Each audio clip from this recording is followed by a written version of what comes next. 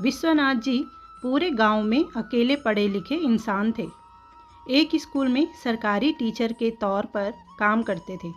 बच्चों को शिक्षा देते देते एक दिन विचार आया कि क्यों ना कुछ ऐसा किया जाए जिससे दुनिया बदल जाए, क्यों ना पूरी दुनिया को सुधारा जाए। बस मन में आए इस विचार ने विश्वनाथ जी को रात भर सोने नहीं दिया।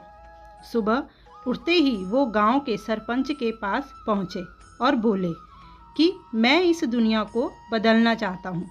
सरपंच उनकी बात सुनकर हंसने लगा और बोला, गुरुजी, इतना आसान नहीं है दुनिया को बदलना।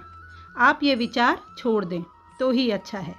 लेकिन विश्वनाथ जी ने ठान लिया था और इसी वजह से वो कई लोगों से मिले, पर कोई फ़ायदा नहीं हुआ। अब वो अकेले ही सामाजिक कार्यों में लग गए। लेकिन जल्दी ही ये सच्चाई समझ आ गई कि दुनिया को बदलना इतना आसान नहीं है। तो मन में सोचा, दुनिया नहीं बदल सकता तो क्या, मैं अपने देश को तो सुधार ही सकता हूँ। बस विश्वनाथ जी फिर से जुट गए।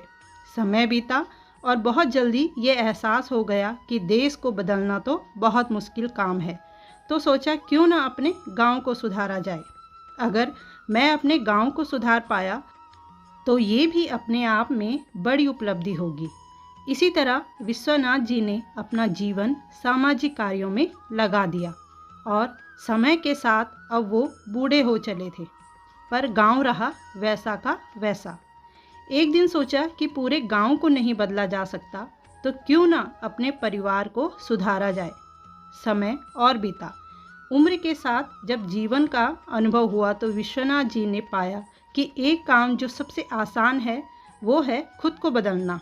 उन्हें एहसास हुआ कि काश मैंने खुद को बदला होता तो मेरा असर मेरे परिवार पर पड़ता, फिर मेरे परिवार से पड़ोस सुधरता और फिर पड़ोस से पूरा गांव।